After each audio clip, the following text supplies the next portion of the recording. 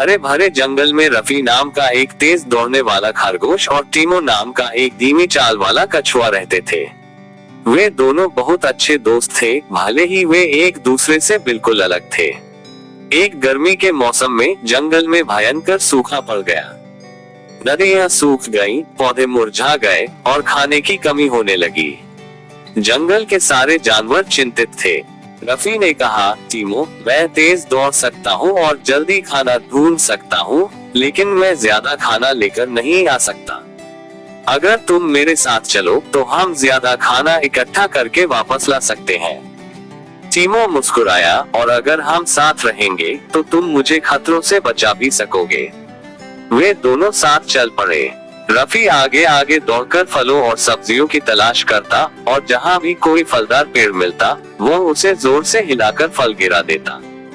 टीमो धीरे धीरे चलते हुए उन फलों को अपनी मजबूत पीठ पर रखता और उन्हें सुरक्षित ले जाता। एक दिन वे एक गहरी नदी के पास पहुँचे।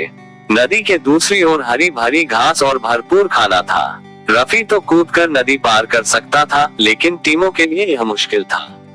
अगर वह पानी में जाता तो बह सकता था। रफी ने सोचा और फिर बोला, टीमो, तुम मेरी पीठ पर बैठ जाओ, मैं तुम्हें कूदकर सुरक्षित नदी के पार ले चलूंगा। टीमो झिझका, लेकिन उसे अपने दोस्त पर पूरा भरोसा था।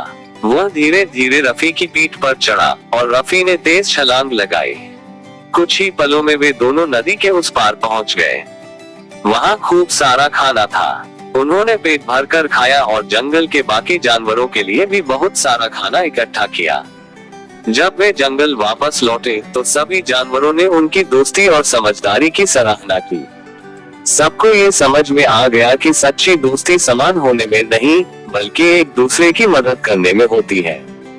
इसके बाद रफी और टीमो हमेशा साथ रहे और उनकी दोस्ती जंगल भर में मिसाल बन गई।